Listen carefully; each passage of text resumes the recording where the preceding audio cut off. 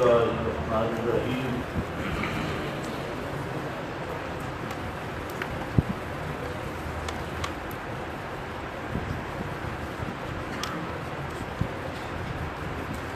مسئلہ فاتحہ خلف الامام پر قرآن کریم کے بعد صحیح بخاری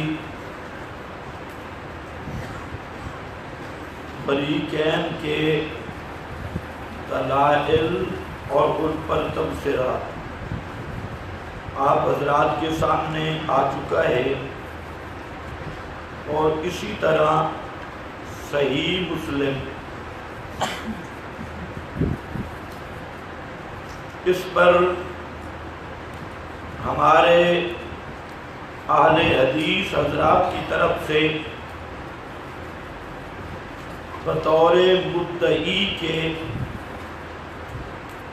ایک روایت جو پیش کی جاتی ہے اس پر تبصرہ، اور پھر احناف کی طرف سے چند روایات مسلم شریف سے جن میں گفتگو چل رہی تھی حضرت ابو موسیٰ اشعری کی روایت پر۔ گزشتہ سبق میں وقت ختم ہو گیا تھا اور بحث حضرت ابو موسیٰ اشعری رضی اللہ تعالی عنہ کی روایت پر درمیان میں رہ گئی۔ حضرت تو میں عرض کر رہا تھا کہ یہ اہل حدیث حضرات ایک روایت کو بڑا پیش کرتے ہیں، صلو کما رأیتمونی اصلی۔ جہاں مارکیٹ میں ایک اہل حدیث کا مبلغ وہ بڑی تبلیغ کر رہا تھا، اور ان کی تبلیغ جو ہے وہ یہی خلف الامام، رفع الیدین اور فاصلہ بین الرجلین، ان کا مذہب صرف اتنا ہی ہے۔ اس نے خیر اپنی دعوت شروع کی، مجھے ساتھیوں نے وہاں پر چائے کی دعوت دی، مجھے بتایا کچھ بھی نہیں۔ انہوں نے کہا جی چائے پینی ہے، میں نے کہا ٹھیک ہے، کیونکہ صرف کھانے پینے کی دعوت دینے والے تو بہت کم خوش قسمت ہوتی ہے۔ تو میں وہاں گیا، وہ ایک شکل دیکھی، بزرگ، وہ بہت لمبی سی داڑھی اور سر مختصر سا، اور وہاں پر پرجمان ہو کے کرسی پہ بیٹھا تھا۔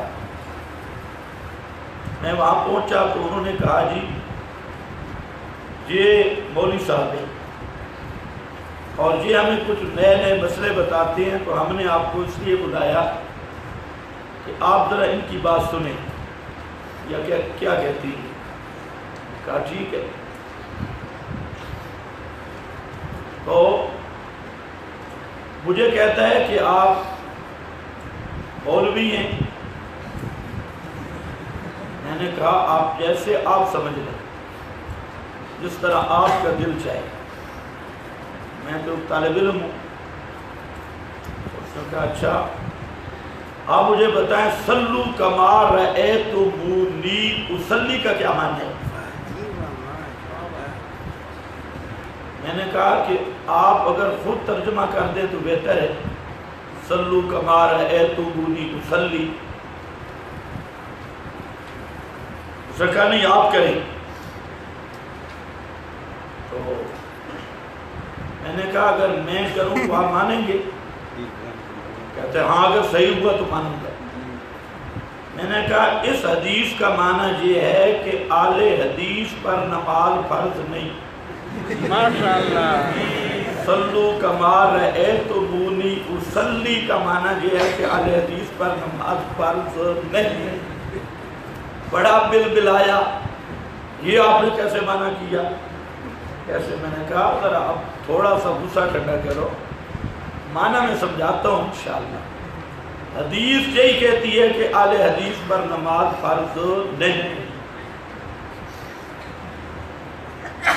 कहते कैसे? मैंने कहा अब ऐसे सुनो, हदीस का तर्जमा कर, सल्लू कमा रअयतुमूनी, नमाज उस तरह पढ़ो जैसे मुझे नमाज पढ़ते हुए देखो। सही बात कहते हैं। हाँ, मैंने कहा आपने नबी करीम अलैहिस्सलाम को नमाज पढ़ते हुए देखा है? अहले हदीस ने आपको नमाज पढ़ते हुए देखा? कहते देखा तो कोई नहीं। मैंने कहा फिर आप पे फर्ज ही नहीं। रअयतुमूनी आया ना, जैसे मुझे नमाज पढ़ते देखो। जब अहले हदीस ने देखा नहीं तो इन पे तो नमाज फर्ज ही नहीं। जब तुम कहो हमने देखा, अब इनको बाद जरा देर पास समझ आती है, कुछ देर के बाद फौरन नहीं आती। दिमाग की खुशकी इतनी होती है, फौरन नहीं समझ सकते। थोड़ा इधर सोचा उधर सोचा, कहता है अच्छा अच्छा है तो जो न देखे, आपने भी तो नहीं देखा ना, आपने भी तो नहीं देखा ना। मैंने कहा हाँ, इसका जवाब मैं देता हूँ, लेकिन आप इतना माने कि हदीस में है मुझे नमाज उस तरह पढ़ो जैसे मुझे नमाज पढ़ते देखो। तूने नहीं देखा, तुम पे फर्ज नहीं है। रह गया मैंने नहीं देखा, मेरे पास उसूल मौजूद है, मेरे पास मौजूद है। ये खिताब बिल इसालत सहाबा को है और बिल तबा पूरी उम्मत को है। कहते हाँ तो यही बात है ना। मैंने कहा ये बात तू नहीं कर सकता। बिल इसालत और बिल तबा, एक हुक्म बिल इसालत और दूसरा बिल तबा, ये फिकी अबहास है। तू फिका का मुनकर है। जब तक फिका का इनकार करेगा बिल इसालत बिल तबा, ये तकसीम तेरे मजहब में गुंजाइश ही नहीं। जिस मजहब में फिक है वो तो ये कर सकता है कि उनको हुक्म बिल इसालत था, हमें बिल तबा है। और इसी तरह कुछ मसाइल बिल इसालत होती है, कुछ बिल तबा होती है। अगर फिका को मानता है तो फिर तो नमाज तुझ पे फर्ज है, और अगर फिका का मुनकर है, जब तक रसूल पाक को नहीं देखेगा तेरी नमाज है ही कोई ना, और तुझ पे नमाज फर्ज ही है। सुभान अल्लाह, माशाअल्लाह माशाअल्लाह। अब बेचारा वो कैसे कहता मैं फिका को मानता हूँ, क्योंकि पूरी मार्केट में उसने शोर डाला हुआ था फिका कोई नहीं, मौलवियों ने बनाया है फिका कोई नहीं। मैंने कहा अब दो चीजें, अब ना इकरार करे ना इनका। उसने फिर गौर से देखा, कहते हम मौलाना खिजर साहब तो नहीं है।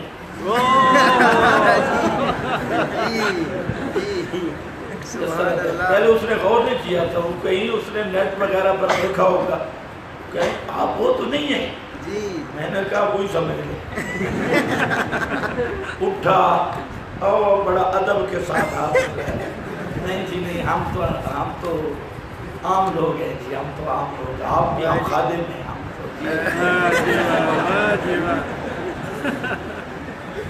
आपको दिखाओ सल्लू कमा रअयतुमूनी।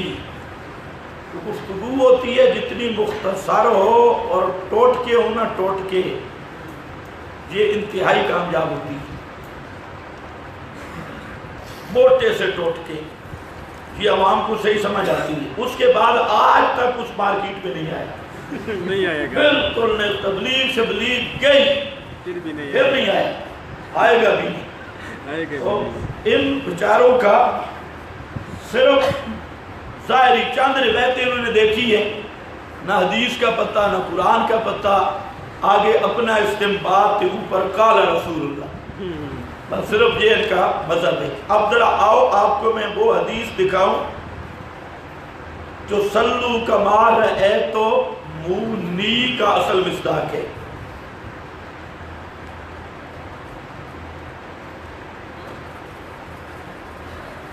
سبحان اللہ. حضرت ابو موسیٰ اشعری فرماتی ہیں، مسلم شریف رقم الحدیث 404 صفحہ 158، فرماتی ہیں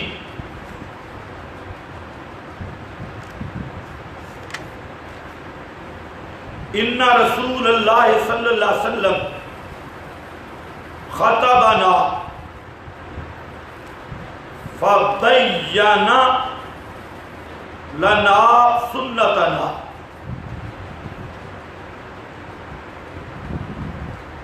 ان رسول اللہ صلی اللہ علیہ وسلم خطبنا فبین لنا سنتنا وعلمنا صلاتنا. نبی کریم صلی اللہ علیہ وسلم نے ہمیں خطبہ دیا. سب صحابہ کا مجمع ہے اور بینا لنا سنتنا، ہمارے سامنے آپ نے سنت کو بیان کیا، واضح کیا. اگلا لفظ ہے علمنا صلاتنا. نبی کریم صلی اللہ علیہ وسلم نے ہمیں نماز سکھائی. یہ وہ ہیں جنہوں نے نبی کریم صلی اللہ علیہ وسلم سے نماز سیکھی. ایک آج غیر مقلد نماز سکھا رہا ہے، ایک امام الانبیاء صلی اللہ علیہ وسلم نے نماز سکھائی. اب ذرا دیکھنا، اور یہ کوئی ایک آدھ صحابی کو نہیں فرمایا، تمام صحابہ کے سامنے خطبہ دیا اور سب کو سنت سکھائی، نماز کا طریقہ بتلایا. علمنا صلاتنا. اب کسی کو ہم دیکھ لیتے ہیں کہ رسول اللہ صلی اللہ علیہ وسلم نے جو صحابہ کو نماز سکھائی تھی اس نماز میں کیا ہے، انشاءاللہ فیصلہ ہو جائے گا. صرف میں نے آپ کو تمہیداً وہ جملے بتا دیے تاکہ حدیث کی اہمیت آپ کے سامنے آئے. یہ کوئی انفرادی بات نہیں، سب مجمع صحابہ کے سامنے، اور آپ نماز سکھا رہی ہے. اب ذرا آؤ، فرماتی اذا صلیتم فاقیموا صفوفکم. جب تم نماز پڑھو اپنی صفوں کو سیدھا کر لو. اس کا آپ بھی اہتمام کریں، صفوں کا سیدھا ہونا. صرف خلف الامام نہیں، اور بھی کچھ آداب ہے وہ بھی آپ کے ذہن میں ہوں. ہمیشہ خیال رکھو سب سیدھی ہو. اقیموا صفوفکم آپ کا امر ہے. اور کل بھی میں نے آپ کو بتایا تسویۃ الصفوف من تمام الصلاۃ، یہ امام کی ذمہ داری ہے. پھر سب میں فرجہ نہ چھوڑو، اگلی سب مکمل ہو، پچھلی سب ترتیب سے ہو. جب اگلی سب مکمل ہو پیچھے تب صفیں بناؤ. یہ نہیں کہ اگلی صفیں نامکمل اور پیچھے نئی قطار لگی ہوئی ہو. تو اقیموا صفوفکم ثم لیؤمکم احدکم، پھر تم میں سے ایک امام بن جائے.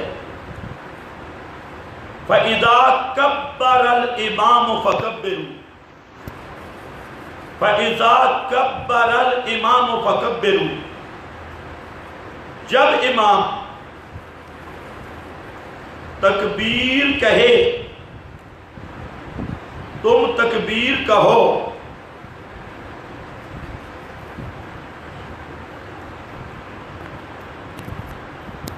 یہاں سلیمان تیمی کی حدیث میں اذا قرأ فانصتوا، یہ سلیمان تیمی کا نام ضرور لکھنا ہے، اس پہ میں تھوڑی تبصرہ کروں گا. بس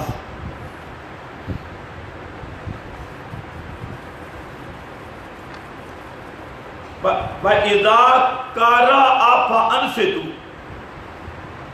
اذا کبر الامام فکبروا وَإِذَا قَرَأَ فَأَنصِتُوا، امام تکبیر کہے تم تکبیر کہو، اور جب امام قرات کرے تم خاموش ہو جاؤ. تکبیر کے بعد امام قرات یاسین کی کرتا ہے نا، قرآن کہاں سے پڑھتا ہے؟ سمجھ آئیے بات؟ یہاں سے کہنے والا کہہ سکتا ہے تکبیر کے بعد جناب امام ثنا پڑھتا ہے، ہم کہتے ہیں ثنا ہے، وہ قرات نہیں ہے. تکبیر کے بعد امام کیا پڑھتا ہے؟ ثنا بالکل پڑھتا ہے. لیکن جہاں رسول اللہ صلی اللہ علیہ وسلم نے یہ نہیں فرمایا جب امام ثنا پڑھے تو تم خاموش ہو جاؤ. آپ نے کیا فرمایا؟ اذا قرأ، قرأ قراءت القرآن. قرأ کس پہ بولا جاتا ہے؟ قراءت قرآن پر.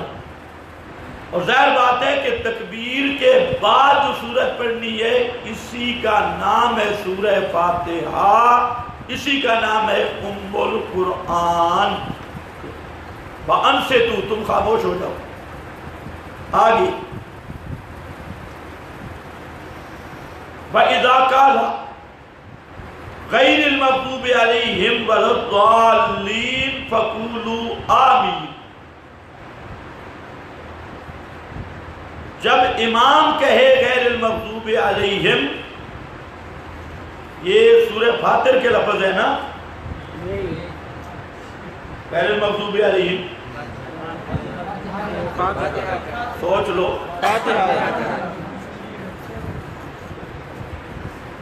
غیر المغضوب علیہم، جب امام یہ جملہ کہے، اب ذرا سمجھو، اذا قرأ فانصتوا، امام جب قرات کرے فاتحہ کی تم خاموش ہو جاؤ. اور جب فاتحہ کے اینڈ پہ پہنچے امام، اذا قال غیر المغضوب علیہم ولا الضالین فقولوا آمین. سبحان اللہ. اب دیکھو اللہ کے رسول نے کیسے وظیفہ تقسیم کیا. امام کا وظیفہ قرات، مقتدی کا وظیفہ انصات. امام سورہ فاتحہ پڑھے گا، مقتدی خاموش رہے گا.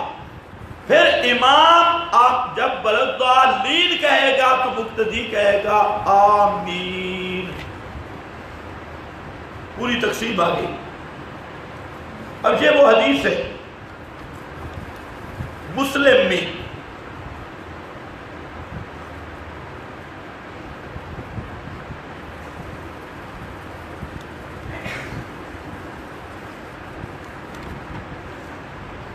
اس پر جب امام مسلم نے یہ حدیث بیان کی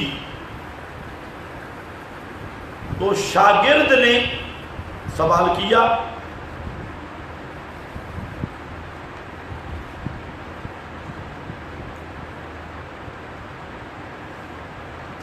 پوچھا کہ یہ جو اذا قرأ فانصتوا ہے،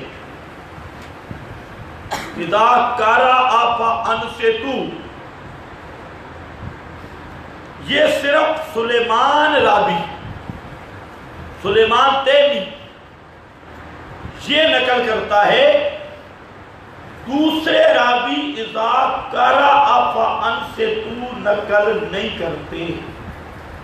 یہ امام مسلم پر سوال کیا شاگرد نے، یعنی شاگرد پوچھنا چاہتا تھا کہ یہ جو سلیمان تیمی کی زیادت ہے، دوسرے شاگرد یہ لفظ نقل نہیں کر رہے اذا قرأ فانصتو، یہ صرف سلیمان تیمی نقل کر رہا ہے. تو کیا یہ صحیح ہے؟ یہ سوال کیا ہے شاگرد نے امام مسلم سے.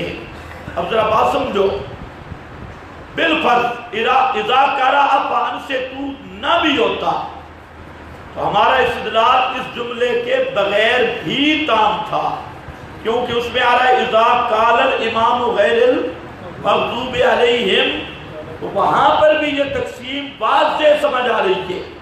لیکن یہ صحیح سند کے ساتھ اذا قرأ فانصتو موجود ہے، تو ہے سلیمان تیمی کی اس روایت بھی. شاگرد نے پوچھ لیا کہ یہ سلیمان تیمی ہے، یہ نقل کرتا ہے، دوسرے شاگرد نقل نہیں کرتے، اس کی کیا وجہ ہے؟ یہ حدیث صحیح ہے. فقال مسلم، فرمایا امام مسلم نے، تريد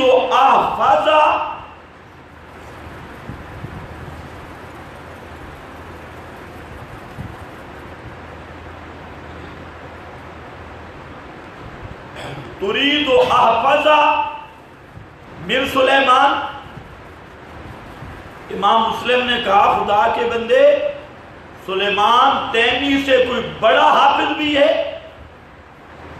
تو جو سوال کر رہا ہے کہ اس زیادتی کو نقل کرنے والے سلیمان تیمی ہیں اذا قرأ فانصتو کو، تو امام مسلم نے کہا تريد احفظ من سلیمان، کیا سلیمان سے کوئی بڑا حافظ بھی ہے؟ تو گویا امام مسلم بتانا چاہتے ہیں کہ سلیمان باقی جو اس کے ساتھی ہیں ان سے احفظ ہے، اس لیے سلیمان تیمی کی یہ زیادت الثقہ ہے، اور زیادت الثقات مقبولات امام بخاری کا قانون بھی ہے. فقال له ابو بکر، یہ ابو بکر شاگرد ہے امام مسلم کا. بس شاگرد مطمئن ہو گیا، ٹھیک ہے جی سلیمان تیمی کی یہ زیادت اذا قرأ فانصتو یہ بالکل صحیح. اب شاگرد نے سوال کیا کہ فحدیث ابی ہریرہ، حضرت ابو ہریرہ کی حدیث، یہ اشارہ ہے وہ نسائی والی اذا قرأ فانصتو، میں نے پہلے بھی آپ کو بتایا وہ نسائی والی حدیث. تو پوچھا حدیث ابی ہریرہ فقال ہوا صحیح،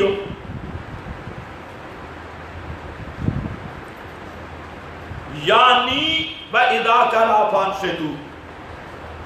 امام مسلم نے فرمایا کہ اذا قرأ فانصتو جو حضرت ابو ہریرہ کی حدیث میں ہے وہ بھی صحیح ہے، وہ بھی کیا ہے؟ صحیح ہے. فقال هو عندي صحیح، امام مسلم کہتے ہیں وہ میرے نزدیک وہ بھی صحیح ہے. شاگرد نے پھر سوال کیا، فقال،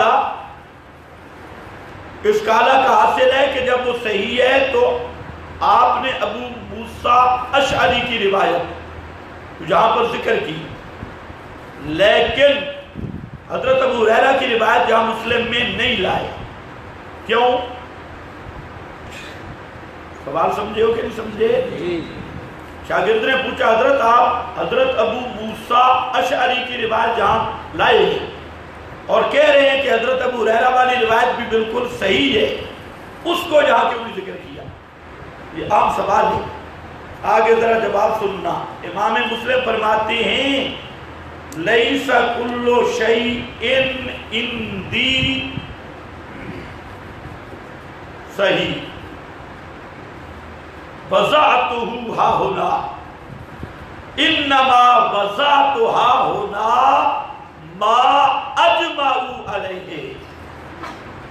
یہ ضروری نہیں کہ جو چیز میرے نزدیک صحیح ہو وہ میں مسلم میں لاؤں، یہاں میں نے وہ حدیث ذکر کی ہے کہ اجمعوا علیہ، جس کے صحیح ہونے پر محدثین کا اجماع ہے، جس کے صحیح ہونے پر محدثین کا اجماع. اب یہ پوری بات سننے کے بعد 3 اہم چیزیں ہیں. ایک چیز تو یہ ہے کہ یہ حدیث وہ ہے کہ آپ نے صحابہ کو نماز کا طریقہ بتلایا. دوسری چیز یہ ہے کہ اس میں 2 مقام ہیں ہمارے استدلال کے.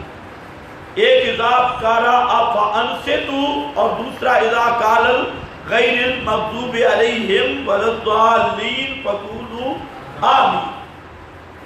دو مقام سے ہمارا استدلال ہوتا. مستدل دونوں جملے. اور تیسرا اس حدیث پر اس کی صحت پر صحیح ہونے پر تمام محدثین کا اجماع. اجمعوا علیہ. خصوصاً وہ لمبی بات ہے جو 4 بڑے محدث ہیں ان کا اتفاق. اور جہاں امام مسلم ما اجمعوا علیہ صاحب جہاں فرما رہی ہے. اب ہم کہتے ہیں غیر مقلدین حضرات کو کہ اس طرح کی حدیث ذرا لائیں جو ہم پیش کر رہے ہیں کہ پیغمبر کریم نماز کا طریقہ سکھائیں اور آپ مقتدیوں کو فرمائیں کہ مقتدیوں تم نے اگر فاتحہ نہ پڑھی تمہاری نماز نہیں. اور اس حدیث کے بعد محدثین کا تبصرہ یہی ہو کہ اجمعوا ما اجمعوا علیہ کہ اس حدیث کی صحت پر اجماع ہے. لاؤ لیکن ایسی حدیث مل سکتی نہیں. اب جو حدیث کی صحت پہ اجماع ہے اس پر غیر مقلد نے اعتراض کیا. یہ بھی مزے کی بات ہے. ارشاد الحق عصری اس نے اس پر یہ اعتراض کیا کہ یہ جو اذا قرأ فانصتوا کی زیادت ہے اس میں سلیمان تیمی متفرد ہے. باقی اس کے ساتھی اپنے شیخ سے نقل نہیں کرتے. شیخ کے شاگردوں میں صرف سلیمان تیمی وہ ہے جو اذا قرأ فانصتوا کو نقل کرتا ہے. باقی شاگرد اس کو نقل نہیں کرتے. یہ اعتراض کیا ہے ارشاد الحق عصری نے اسی توضیح الکلام میں. لیکن اللہ کی عجیب قدرت ہے کہ ارشاد الحق عصری کو پکڑا ہے زبیر علی زئی نے. زبیر علی زئی بھی غیر مقلد بلکہ غیر مقلد جو بڑے صغیر کے ہیں وہ اپنا امام سمجھتے ہیں زبیر علی زئی کو. اور یہ ان کی اطلاع کے لیے عرض ہے کہ زبیر علی زئی میرا شاگرد ہے. سبحان اللہ. اس نے نامیر مجھ سے پڑھی ہے. نامیر اور بھی بہت ساری چیزیں اس نے مجھ سے پڑھی. وہ بیچارے کو عبارت شبارت کا کوئی پتہ چلتا نہیں تھا. تو نامیر تراکیب اور وہ اہل حدیثوں کا امام ہے. تو اہل حدیثوں کیا امام کا میں استاد ہوں تو کم از کم اہل حدیثوں کو تو مجھے باپ کا درجہ دینا چاہیے کیونکہ ان کا دادا استاد میں. زبیر علی زئی کو آپ نہیں سمجھتے وہ سمجھتی. جتنے اہل حدیث ہیں موجودہ سب اس کو اپنا امام سمجھتی. زبیر علی زئی صاحب کو حضروں والا پوچھ لے آپ کسی اہل حدیث مولوی سے اور وہ اللہ کے فضل سے تھا پہلے کا اہل حدیث. یہ نہیں ہے کہ جو ہمارے پاس پڑھ کے مذہب بدلے تو اصل میں تو اس کا نسب مشکوک ہوتا ہے. تو وہ جو زبیر علی زئی تھا وہ اس کا باپ مجدد ہے, مودودی, مذہب مودودی ہے. اور زبیر علی زئی صاحب وہ جو تھے وہ محقق تھے اہل حدیث. اور محقق صاحب کو بالکل نحو کا کوئی پتہ نہیں تھا. تو میں وہاں جاتا, ہماری دوستی تھی, ہم جاتے ان کے مکتبے میں, گپ شپ ہوتی بڑی زبردست. تو وہ جب عبارات پڑھتا تو میں اسے ترکیبیں پوچھتا, ذرا ترکیب سنا. تو بہت پریشان ہو جاتا. ترکیبیں بیچارے کو کیا آتی. تو مجھے کہتے ہیں کہ یار آپ ایک کام کریں, آپ مجھے ناویر پڑھیں, اور میری خواہش ہے. کہتے ہیں میں ویسے عربی میں تو اچھا تکلم کرتا ہوں, لیکن یہ جو آپ ضابطے شابطے کرتے بیان یہ مجھے نہیں آتے, تو یہ آپ پڑھیں. میں نے کہا بالکل ٹھیک ہے. سبحان اللہ. تو اس کو عصر کے بعد میں وہاں نابیر پڑھانے جاتا, اور نابیر بھی ماشاءاللہ اس نے کاپی تیار کی تھی. وہ بھی اگر کاپی مل جائے تو آپ حیران ہوں گے کہ وہاں پر اس کو چند ثوابت میں نے لکھا. ایک دن میں نے اسے کہا میں آج آپ کے لیے ایک زبردست تحفہ لایا. کہتے ہیں کیسے؟ ایسے میری بہت قدر کرتا تھا. تو کہتے ہیں کیسے؟ میں نے کہا شرح جامی میں لکھا ہے کہ نحو یا یہ چیزیں جو ہیں یہ پڑھنا اس آدمی پہ ضروری ہے جس کی لسان عربی نہیں, اور جو عربی لسان پہ ماہر ہے, اہل لسان ہے, اس کو ان ضوابط کی کوئی ضرورت نہیں. کہاں لکھا ہے؟ ادھر لکھا ہے. شرح جامی نکالی, مکتبہ بڑا تھا, اس کو میں نے وہ دکھایا کہ یہ ضوابط کس کے لیے ہیں جو غیر عربی ہے. جو عربی پر مہارت رکھتا ہے اس کے لیے نہ پڑھنا کوئی ضروری نہیں. اتنا خوش ہوا, اتنا خوش ہوا. دکان ساتھ تھی, وہاں سے لڈو منگوائے. کہتا ہے کہ آج تو نے میرا کام کر دیا ہے. یہ جو دیوبندی ہے نا, یہ فلانے ہیں نا, یہ ہمیں پھنساتے اسی بات پر ہے. آج آ گئی شرح جامی, اتنا خوش. خیر لڈو شڈو ہم نے کھا لیجیے, چائے بھی پی لیجیے. میں نے کہا کہ ایک بات ذرا سمجھ سے, اس میں یہ ہے کہ جو اہل لسان ہے, آپ تو اہل لسان نہیں ہیں. کہتے ہیں نہیں میں عربی آتی ہے. میں کہتا ہوں بسم اللہ کی ترکیب کر, عربی آتی بسم اللہ کی ترکیب کر. کتنی ترکیبیں ہیں. بالکل پریشان ہو گیا. میں نے کہا اب اگر آپ نے ویسے خوشی رضا سے لڈو کھلائے تھے تو ٹھیک ہے, لیکن ابھی آپ کو ارمان لگے تو پیسے میں لوں گا. کہتے نہیں وہ تو ہو گیا, لیکن پریشان بہت ہوا تھا. تو یہ ان کا چوٹی کا امام ہے, سب سے بڑا. اس نے عصری کو لیا, زبردست جواب دیا, صحیح.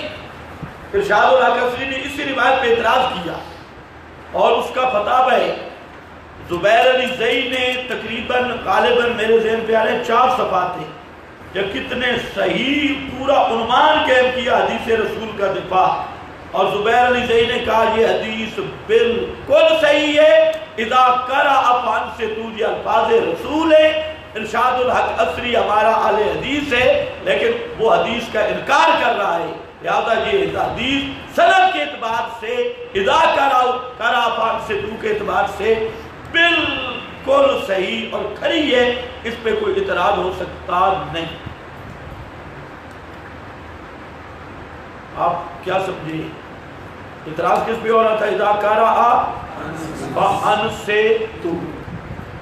جہاں ایک قانون لکھ لیں, امام بخاری رحمت اللہ علیہ صحیح بخاری میں بھی لائے, اور سب محدثین کا ضابطہ ہے کہ زیادت الثقہ مقبولۃ. ثقہ راوی اگر کوئی دوسرے شاگردوں سے ہٹ کر زائد جملہ ذکر کرتا ہے تو اسے شاذ نہیں کہتے, بلکہ وہ زیادتی قبول کی جاتی ہے اور حدیث رسول ہی سمجھی جاتی ہے. اس قانون کے مطابق غیر مقلد جہاں کوشش کرتے ہیں اذا قرأ فانصتوا والا یہ جملہ شاذ ہے. شاذ ہے, ہم کہتے ہیں یہ شاذ نہیں, یہ القبیل زیادت الثقہ مقبولہ تون کے قبیل سے ہے کہ زیادت ثقہ یہ قبول ہے. چلو یار کوئی ہمارا اہل حدیث بھائی ناراضی نہ ہو, تو اس لیے میں ذرا اگلا قدم اٹھاتا ہوں. اس زیادت میں سلیمان تیمی قطعاً منفرد اور متفرد نہیں. اعتراض یہی تھا کہ سلیمان تیمی اس روایت اس زیادت میں اذا کرا فانصتو پر متفرد ہے. میں کہتا ہوں قطعاً نہیں، بلکہ سلیمان تیمی کے بہترین مطابع موجود ہے.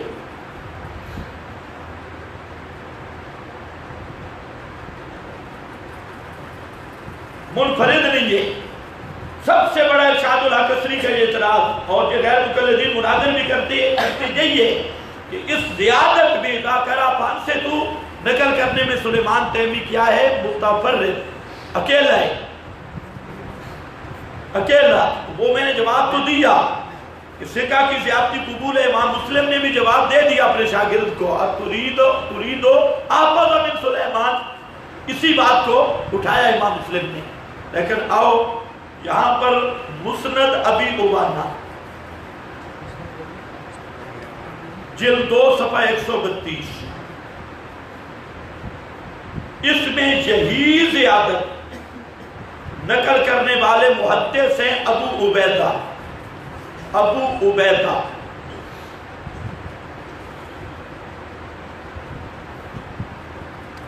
دوسرا تابعی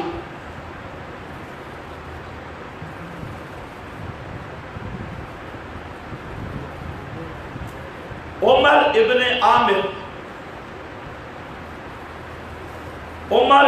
عامر،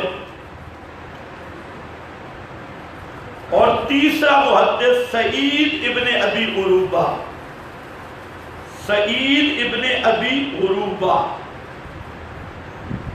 اس کے علاوہ بھی میں 3 پیش کر رہا ہوں. ابو عبیدہ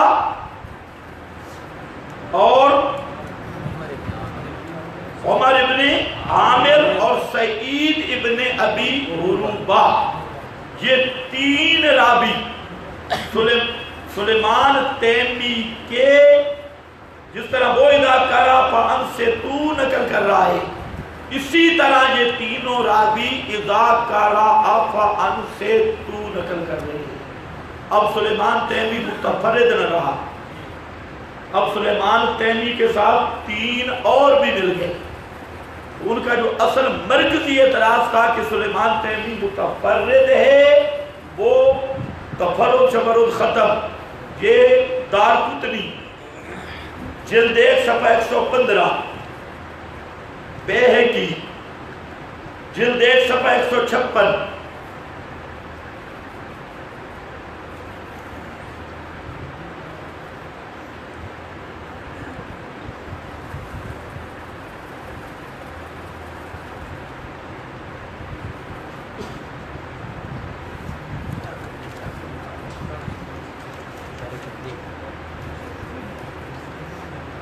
یہ حضرت ابو موسیٰ اشعری کی روایت. اور شروع میں نے ذکر کیا تھا کہ یہ تفسیر ہے اذا قرئ القرآن فاستمعوا لہ وانصتوا، تفسیر القرآن بالحدیث. بس جہاں تک ہمارا مناظرہ تھا 3 ماخذ میں نے بتائے تھے، قرآن بخاری مسلم. قرآن بخاری مسلم پر دونوں رخ آپ نے دیکھے، وہ مدعی بن جائیں جہاں مدعی بن جائیں. بس فیصلہ اسی پہ. آگے مسئلہ تھوڑا لمبا ہے. یہی طریق ہے سنن نسائی، ان کو مدعی بناؤ، ہمیں مدعی بناؤ. سنن ابی داؤد اسی طریقے پہ کام چلے گا. سنن ترمذی اسی طریقے پہ چلے گا. اور پھر دوسری کتب حدیث. اور اس طرح اگر چلتے جائے نا تو ایک بات ذہن میں رکھ لو، اہل حدیث کے پاس ایک بھی ایسی حدیث نہیں جو سندن صحیح ہو، متنن صریح ہو. سندن صحیح ہو مرفوع ہو، سند صحیح ہو مرفوع ہو، اور متناً صریح ہو جس میں مقتدی کی صراحت ہو کہ مقتدی اگر امام کے پیچھے فاتحہ نہ پڑھے مقتدی کی نماز نہیں۔ آج تک جتنی کتب حدیث آئی اہل حدیث کے پاس ایسی ایک حدیث بھی موجود نہیں۔ وہ جو پیش کرتے ہیں یا صحیح نہیں یا صریح نہیں، تمام روایات یا صحیح نہیں یا صریح نہیں۔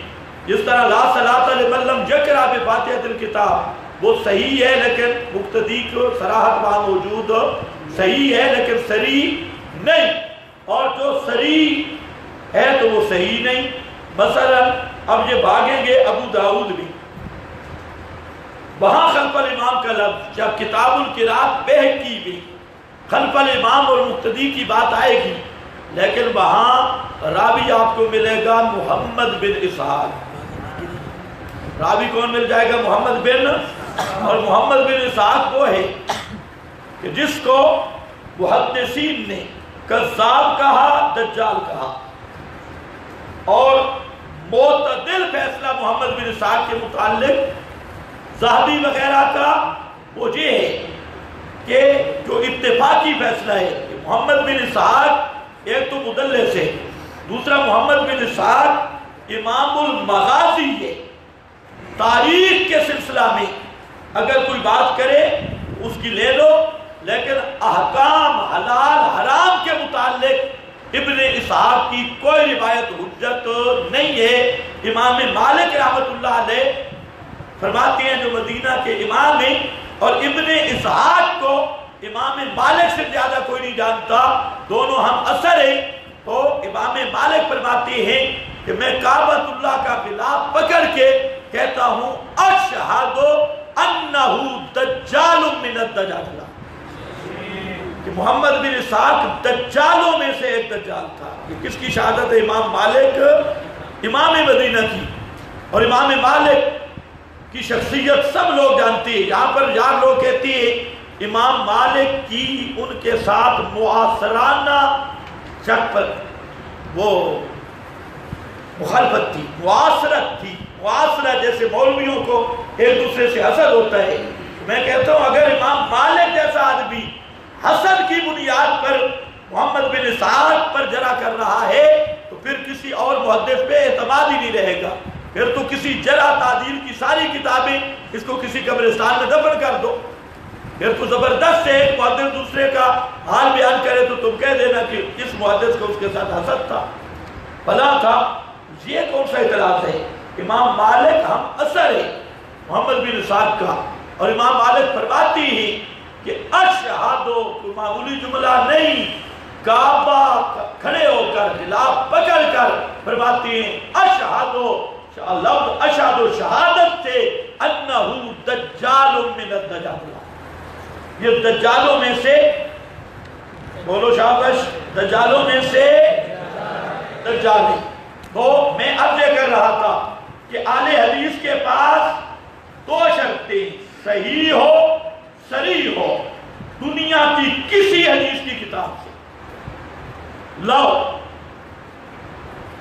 لیکن ای خیال است و محال است و جلو، جو صحیح ہے وہ صریح نہیں، جو صریح ہے وہ صحیح نہیں۔ سب سے زیادہ جس حدیث پہ زور ہے اس کا راوی میں نے بتایا محمد بن اسحاق، تو اس پر ارشاد الحق عصری نے بڑا زور لگایا محمد بن اسحاق کی توثیق، فلانا جی فلانا جی فلانا۔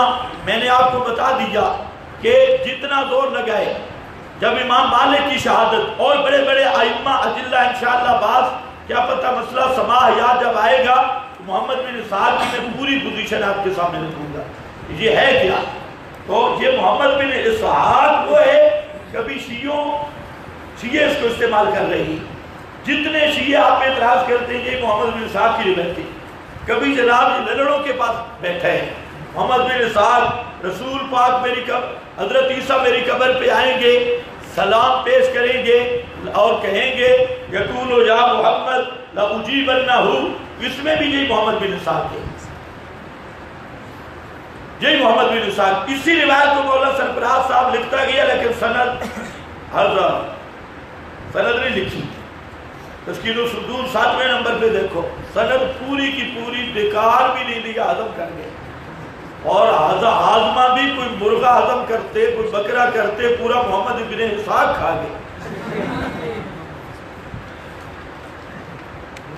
کمال تو ہے نا میدے کی, پورا محمد بن اسحاق, حالانکہ محمد بن اسحاق 3 صفوں پہ پڑا ہے آسن الکلام کے, پورا کھا گئے اور بیکار بھی نہیں.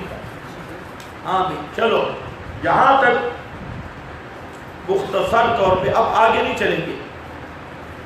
نسائی سب کا میں نے آپ کو خلاصہ بتا دیا, اور آپ کے مدعی ہونے کی حیثیت سے قرآن کی دلیل, بخاری مسلم کے دلائل ہمیں کافی ہے, ہمیں ادھر ادھر جانے کی ضرورت نہیں. اور ان کی میں نے بتا دی. 2 باتیں ذہن میں رکھ لو, جو صحیح ہے وہ صریح نہیں, جو صریح ہے وہ صحیح نہیں.